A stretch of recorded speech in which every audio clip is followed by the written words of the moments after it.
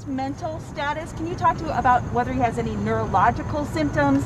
Does he have any side effects from his medications? Any fogginess from the virus? No, I think you've seen the videos and now the tweets, and you'll see him shortly. He's back.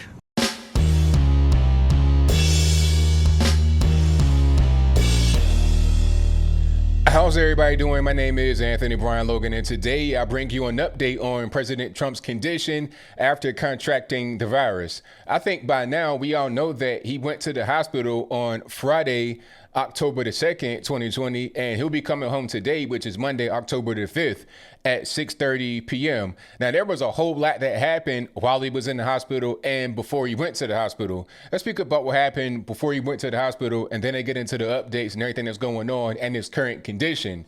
Now, before he went to the hospital, Hope Hicks was feeling symptomatic. Like she had the virus, and they tested her and she came back positive. And of course, she had been traveling with the president and the First Lady, Melania Trump, and a few others that are in the White House. So everyone had to get tested, and Trump and Melania's test came back positive. So after that, they said, okay, we're going to quarantine. Speaking about the president and the First Lady, we're going to quarantine. And then a little while later, that Friday, they said, okay, we're going to send Trump to Walter Reed for precautionary measures. Now, that's pretty much what it was, because he was only in there for like 2 or 3 days, and he's back home now, or he will be back home in a few hours.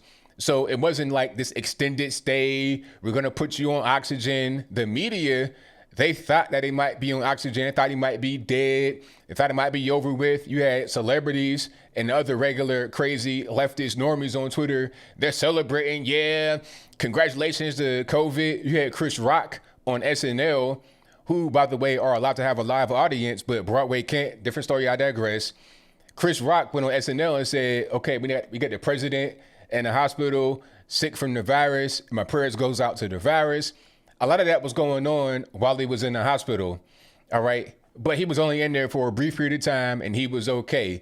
He did have some low oxygen, according to his doctor, and he was put on medication for that, but not any actual breathing tube or ventilator or anything like that. He was never on oxygen through the machine or the tube or the intubated, nothing like that. And throughout the time he was in the hospital, he was doing these, video recordings, taking pictures, letting everybody know that everything was all right. And a lot of supporters of the president came outside the hospital at Walter Reed, and it was just all positive. A lot of Trump 2020 flags, just positive, good people. And somebody, I'm not really sure who it was, could have been the president himself, wink, wink, but somebody kept sending them pizzas and all kind of stuff. And at a certain point, Trump left the hospital before he got discharged and had Secret Service get him in the big, the big black SUV, the crazy big car, and he did like a little lap around the hospital and waved at everybody that was out there to show appreciation and to show optimism and to show that he's okay, that he's not on his deathbed like the media would have you believe. Now, speaking about being on a deathbed and the lap around the hospital, the media were upset about that. It was weird because some in the media and some regular normies were saying that Trump does not have the virus, that it's a distraction because he doesn't want to go to the next debate. He did poorly in the debate. He doesn't want to face Joe Biden again, which was a dumb accusation. I mean, Joe Biden, please, you don't need to be a heavyweight champion to defeat Joe Biden. All you got to do is just nudge him. He'll pretty much fall to the ground and collapse like a wet sheet of paper on a hot summer day. Okay, you don't need to do much to this man to defeat him. So this whole thing about he's faking the virus, ridiculous. And to push a vaccine, also ridiculous. Why would you want the virus from the president if you don't like him? So this whole thing didn't make any sense from the beginning. And about that car, from what I heard, it's sealed off from the front and I think the back. So he's like in his own little chamber right there. Secret Service will be there, of course, because that's their job to protect the president. People like Joanne Reed from MS-13 DNC talking about, he's putting Secret Service in danger to take a lot around the hospital. It's like, wait a minute. That's their job, kind of to be in danger because they might take a bullet for Trump. So what is the Chinese sniffles? Come on. And like I said, he was sealed off and he had a mask on. So what's the big deal? No big deal at all. And then beyond that, even if not for the lap around the hospital, he's got to leave the hospital at a certain point. So he's going to be around others. He's not going to walk by himself from Bethesda, Maryland, back to DC, back to Pennsylvania Avenue. He's not going to do that. This is the president we're talking about here. I don't think anybody would do that. Actually, they're going to get on the cab or the train or something, but I digress. The whole point is that the media were melting down. I think the media took this whole thing harder than the supporters of the president. Those of us that support the president and we want to vote for him again in 2020, and we're genuinely concerned about his condition, we want the best for him, they're more concerned than we are. Okay, Jennifer Rubin, this Never Trump, that's what it says in her bio, Never Trump blogger from MS13 DNC, she is tweeting up a storm. I'm talking like you got 80 tweets in the hour. How are you writing full page letters on Twitter every minute, each minute of an hour? What's going on? Are you okay? There's a lot of that type of stuff going on. People just losing their noodles. Okay. You had Trump supporters out there somewhere. I'm not really sure where they were. And you had these girls that walked up on them and started barking like dogs. I mean, literally like little chihuahuas.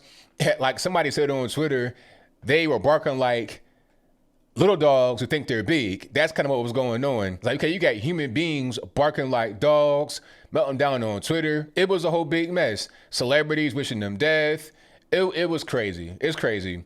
But he's just fine. Now, they had him on a lot of different drugs, some experimental stuff.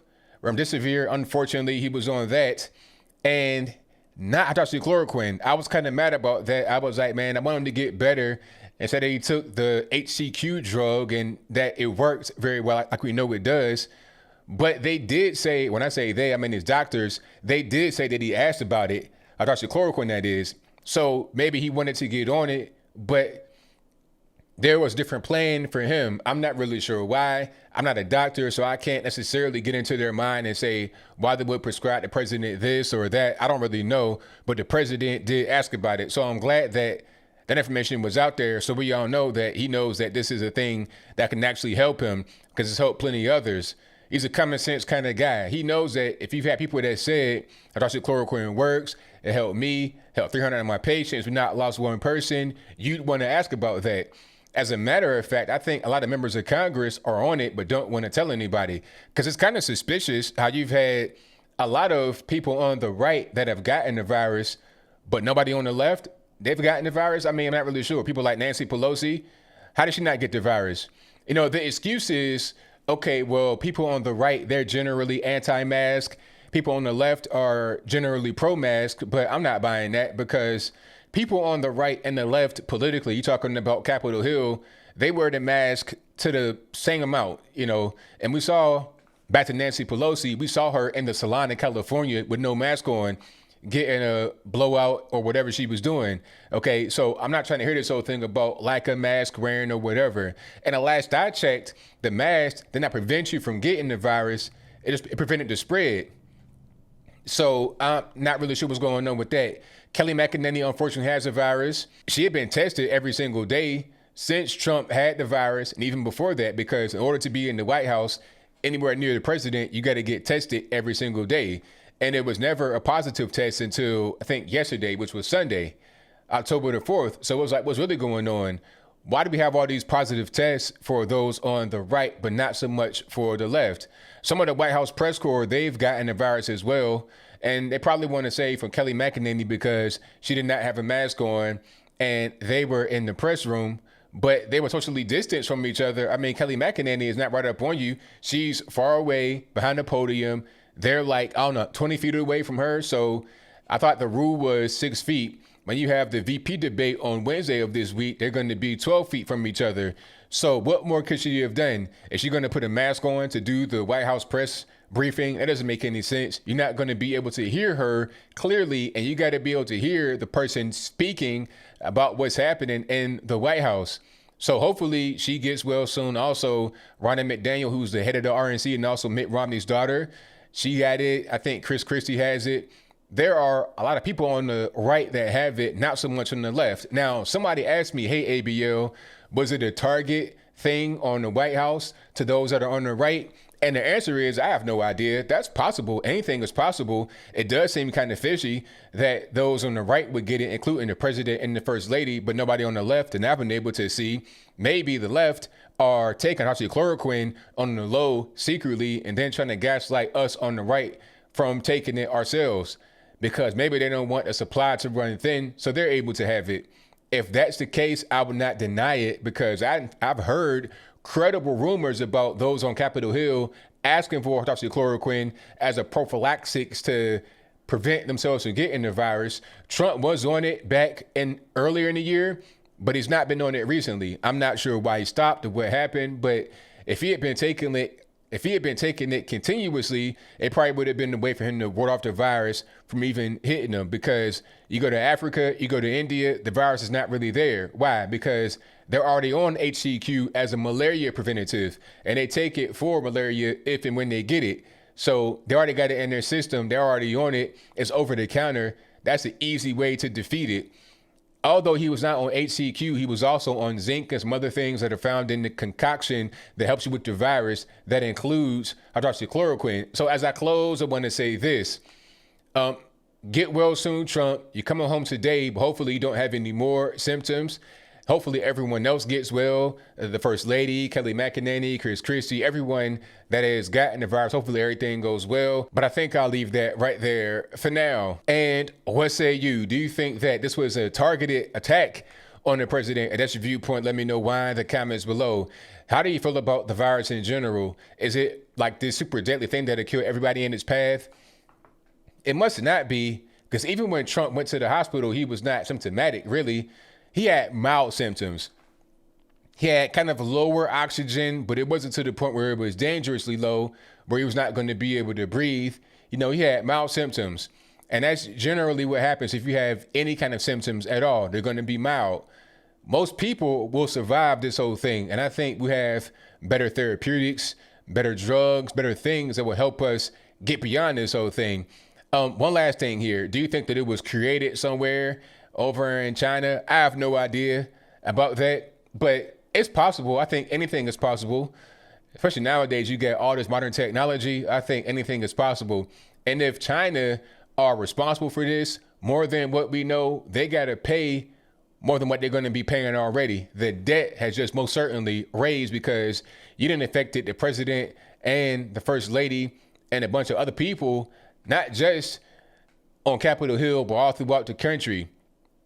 People have gotten it, they've died. So China has to get their foot held to the fire for sure. And anyone else out there wishing the president death, you should be ashamed of yourself. But whatever your thoughts are, please let me know in the comments below. And that's all I gotta say for this video. If you like what you heard, please comment, rate, share, and subscribe. Peace.